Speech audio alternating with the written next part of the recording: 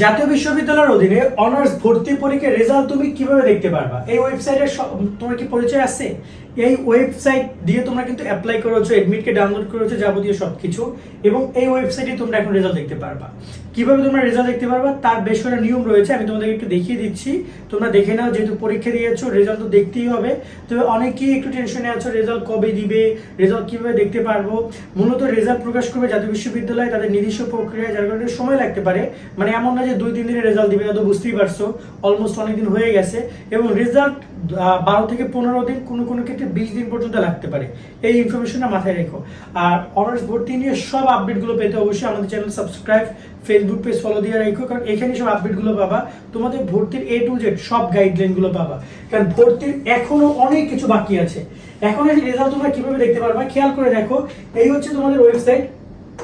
এইখান থেকে তোমরা এখন তোমাদের মূলত তোমাদের যে এই যে অনার্স অপশন দেখতে পাচ্ছ, এই অনার্স অপশন এটা তোমার থাকতে হবে, কারণ এখানে টোটালি মূলত তোমাদেরকে দুইভাবে রেজাল্টটা দিবে।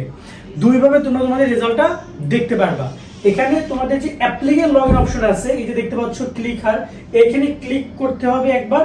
আর এইখানে তোমাদেরকে আবার একটা প্যানেলও দিবে। আমি আগে তোমাদেরকে অ্যাপ্লিকেন্ট লগইন অপশনটা খুব সুন্দর করে একটু দেখাই দিতে চাই, তাহলে তোমাদের জন্য হয়তো বা ভালো হবে। অ্যাপ্লিকেন্ট লগইন অপশন যখন তুমি ক্লিক করবা, তোমার সামনে কি আসবে, তোমাকে লগইন করতে বলবে। এইখানে তোমার সব ইনফরমেশনগুলো প্রোভাইড করতে হবে, যেমন তুমি ধরে নাও যে অ্যাপ্লিকেশন আইডি, যে আইডিটা তোমাকে আবেদনের সময় দিয়েছে, application ID, admission roll number না, আর এখানে পিন নাম্বার। এই পিন নাম্বারটা দিয়ে যখন তুমি লগইন করবা, দেন তোমাকে ওইখানে অটোমেটিক্যালি কলেজ দেখাবে, যদি তুমি কলেজ পাও সেই কলেজের নাম এবং সাবজেক্টের নাম দেখাবে। সিম্পল কথা, যে ফার্স্ট মেরিট লিস্ট এভাবে নামটা আসবে, প্রথম মেরিট লিস্ট, কলেজের নাম এবং তোমার হচ্ছে সাবজেক্টের নামটা দেখাবে। এই একইভাবে তোমরা যদি রেজাল্টের পরবর্তী যদি আরেকটা অপশনের কথা যদি বলো, সেটা তোমাকে দেখাবে। এই যে দেখতে পাচ্ছ যে ওয়েবসাইট রয়েছে তোমাদের, এই ওয়েবসাইটের এই যে নিচের দিকে এখানে দেখতে পাচ্ছ exam centre, admission, admit card, এগুলো আর থাকবে না। তখন এগুলো সব চলে যায়, এখানে আসবে কি অ্যাডমিশন বা রেজাল্ট, অনার্স রেজাল্ট বা অ্যাডমিশন রেজাল্ট, ওই অপশনটা আসবে। তখন তোমরা ওইখানে গিয়ে, যদি আমি তোমাদেরকে দেখাইতে চাই, এই যে তোমরা এক্সাম সেন্টার যেভাবে দেখছো না, অ্যাপ্লিকেশন আইডি দিচ্ছ, ওভাবে ওখানে অ্যাপ্লিকেশন আইডি, অথবা দেখতে পাচ্ছ অ্যাডমিট কার্ডে গিয়ে এখানে কিন্তু তোমাদের রোল নাম্বার দিতে হয়েছে। মূলত হয় রোল নাম্বার অথবা অ্যাপ্লিকেশন আইডিটা এই এক্সাম সেন্টার মতো করে তোমাদেরকে দিতে হবে।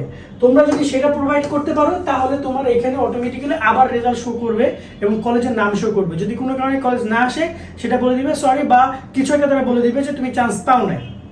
আর যদি চান্স পাও, কোন কলেজ, সেই কলেজের নাম এবং সেই কলেজের কি দেখাবে, সাবজেক্টটা দেখাবে। এবং এখানে একটা গুরুত্বপূর্ণ পয়েন্ট আছে, এরপরে কিন্তু মূল ভর্তি কার্যক্রম শুরু হয়।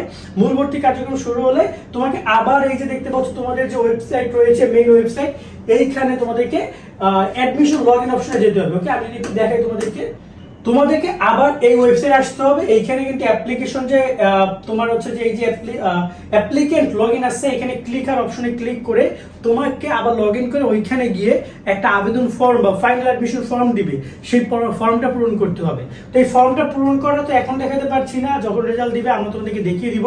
তবে মনে রাখবা, এই যে তোমাদের যে অ্যাপ্লিকেশন ফর্ম পূরণ থেকে শুরু করে যাবতীয় যে বিষয়গুলো রয়েছে, এটা পর্যায়ক্রমে একটার পর একটা শুরু হবে, শেষ হবে। আমরা তোমাদেরকে আমাদের এই চ্যানেলে সেগুলো কভার করে দিব, যাতে করে তোমাদের অ্যাডমিশনের এই জার্নিটা আছে সেটা সহজ হয়। তো অবশ্যই আমাদের সাথে কানেক্টেড থাকবে। আজকে আমরা এখানে বিদায় নিচ্ছি। সকল অনেক অনেক ভালো থাকবা। আল্লাহ হাফেজ।